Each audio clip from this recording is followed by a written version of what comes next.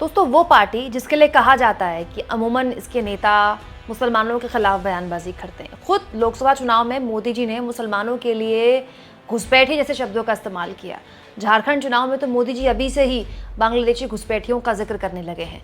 आखिर उस पार्टी की डबल इंजन सरकार मुसलमानों पर इतना फिदा कैसे हो गई, मुसलमानों की जेबें कैसे भर रही है।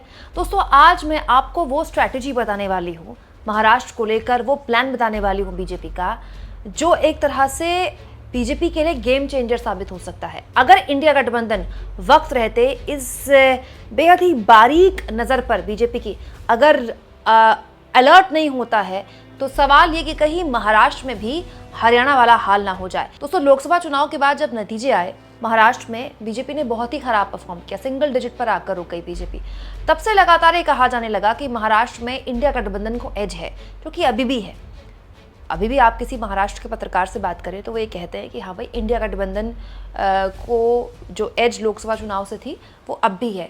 लेकिन पिछले 15 दिनों में स्थितियां बहुत बदली हैं। दोस्तों अब एक बहुत ही इंटरेस्टिंग सा आंकड़ा मैं आपके सामने रखने वाली हूँ। ये बहुत पुराना आंकड़ा नहीं है, 24 घंटे पुराना आंकड़ा है, जिसमें शिंदे कैबिनेट ने, एकनाथ शिंदे जो कि महाराष्ट्र के मुख्यमंत्री हैं, उन्होंने कुछ बड़े फैसले लिए हैं। वो बड़े फैसले मैं आपके सामने रखना चाहती हूँ। जैसे आंगनबाड़ी केंद्रों में नर्सरी शुरू करने की बात कही गई है, बाला साहब ठाकरे के नाम पर हल्दी अनुसंधान केंद्र को अतिरिक्त राशि देने की बात कही गई है, पशुपालन और डेयरी विभाग का पुनर्गठन करने की बात की गई है, समृद्धि हाईवे को जोड़ने वाले एक्सप्रेसवे को मंजूरी देने की बात की गई है।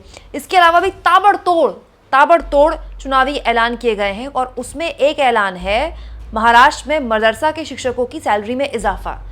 अब दोस्तों इस तरह के ऐलान कोई दूसरा दल करे तो उस पर आरोप लगा दिए जाते हैं कि तो मुस्लिम परस्त हैं, ये तो मुसलमानों की जेबें भरते हैं। लेकिन अब देखिए मुसलमानों के बच्चे जिस मदरसे में पढ़ते हैं, जिनकी संख्या भी काफ़ी कम है दोस्तों, मुसलमानों की अब जो ज़्यादातर आबादी है वो अपने बच्चों को प्राइवेट स्कूलों में पढ़ाते हैं, क्योंकि सबको ये बात समझ में आ गई कि गुरुकुल या फिर मदरसों में पढ़ाकर आप बच्चों की नौकरी लगाना मुश्किल हो जाएगा। तो हर माँ बाप चाहता है कि बच्चे अच्छा रोज़गार करें, नौकरी पाएँ, अच्छा काम करें।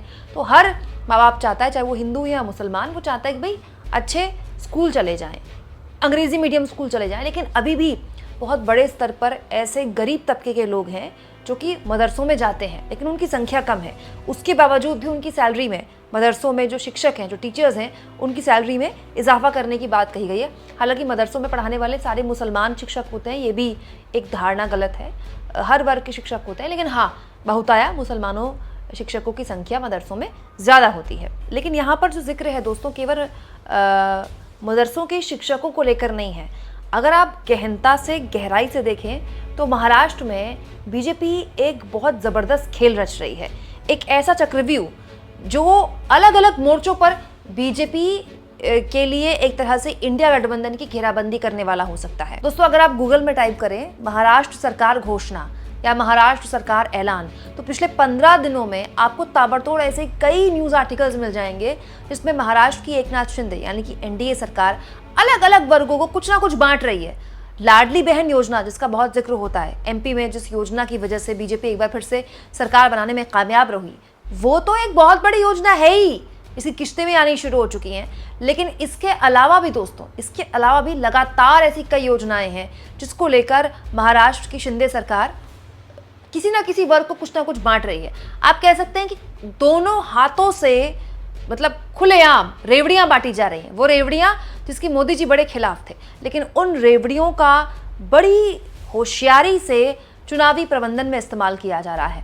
अब आपके समझ में आया होगा कि आखिर महाराष्ट्र में जो चुनाव थे वो हरियाणा और झारखंड से क्यों अलग करवाए गए। एक नैरेटिव भी होता है दोस्तों कि बीजेपी ये मानकर चल रही थी कि हरियाणा में तो उसकी सरकार आ ही नहीं रही है, तो वो ये चाह रही थी कि एक एक चुनाव को अलग अलग तरीके से देखे, अलग अलग तरीके से मैनेज करें, और महाराष्ट्र में अगर हरियाणा में हार हो जाती है बीजेपी की तो महाराष्ट्र के चुनाव का सेंटिमेंट प्रभावित ना करे। हालांकि अब तो उल्टा हो जाएगा। वहीं दूसरी ओर दोस्तों राजनीतिक तौर पर भी एक नैरेटिव पेश करने की कोशिश की जा रही है।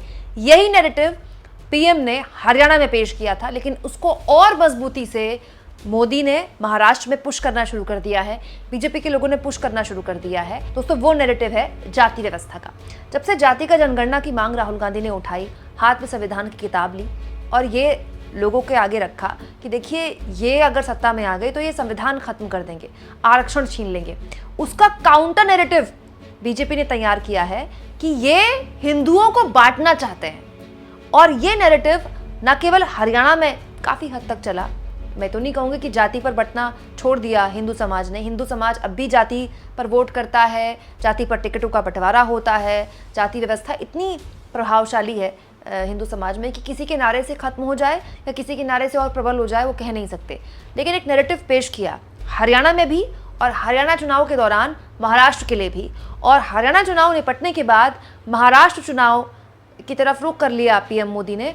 और महाराष्ट्र में एक और जनसभा को वीडियो कॉन्फ्रेंसिंग के जरिए जब संबोधित किया हरियाणा चुनाव के बाद, तो इसी नैरेटिव को पुश किया कि ये जो है, मतलब कांग्रेस पार्टी जो है, ये हिंदुओं को बांटना चाहती है। साथियों, कांग्रेस हमेशा बांटो और सत्ता पाओ के फॉर्मूले पर चली है। कांग्रेस ने बार बार ये सिद्ध किया है कि वो एक गैर जिम्मेदार दल बन गया है। वो अभी भी देश को बांटने के लिए नए नए नैरेटिव गढ़ रही है। कांग्रेस समाज को बांटने का फॉर्मूला लाती रहती है। कांग्रेस देश के मतदाताओं को गुमराह करने से बाज नहीं आ रही। कांग्रेस का फॉर्मूला साफ है कि मुसलमानों को डराते रहो, उनको भय दिखाओ, उनको वोट बैंक के कन्वर्ट करो और वोट बैंक को मजबूत करो। कांग्रेस के एक भी नेता ने आज तक कभी नहीं कहा कि हमारे मुस्लिम भाई बहनों में कितनी जातियां होती हैं। मुस्लिम जातियों की बात आते ही कांग्रेस के नेता पर मुंह पर ताला लगाकर बैठ जाते हैं। लेकिन जब भी हिंदू समाज की बात आती है तो कांग्रेस उनकी चर्चा जाति से ही शुरू करती है। कांग्रेस की नीति है हिंदुओं की एक जाति को दूसरी जाति से लड़ाओ। कांग्रेस जानती है कि जितना हिंदू बटेगा उतना ही उसका फायदा होगा। कांग्रेस किसी भी तरीके से हिंदू समाज में आग लगाए रखना चाहती है ताकि वो उस पर राजनीतिक रोटियां सेकती रहें। भारत में जहां भी चुनाव होते हैं वहां कांग्रेस यही फॉर्मूला लागू करती है। अपना वोट बैंक पक्का करने के लिए कांग्रेस समाज में जहर घोलने के हर हथकंडे अपना रही है। कांग्रेस पूरी तरह से सांप्रदायिक और जातिवाद का चुनाव लड़ती रहती है। हिंदू समाज को तोड़कर उसे अपनी जीत का फॉर्मूला बनाना, यही कांग्रेस की राजनीति का आधार है।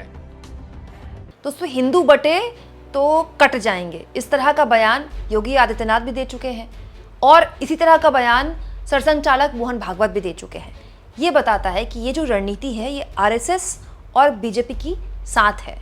अब अगर कोई ये सोच रहा है कि आरएसएस अलग तरह से काम करती है और बीजेपी अलग तरह से काम करती है दोस्तों, तो हरियाणा उसका जीता जागता प्रमाण है कि आरएसएस ने कैसे जान लगा दी बीजेपी को जिताने के लिए। ठीक वैसे ही पिछले 3 महीने से, 3.5 महीने से, जब से लोकसभा चुनाव निपटे हैं, तब से आरएसएस महाराष्ट्र में भी सक्रिय हुआ है। महाराष्ट्र तो आरएसएस का नागपुर मुख्यालय रहा है और महाराष्ट्र में तो वैसे भी आरएसएस बहुत मजबूत है।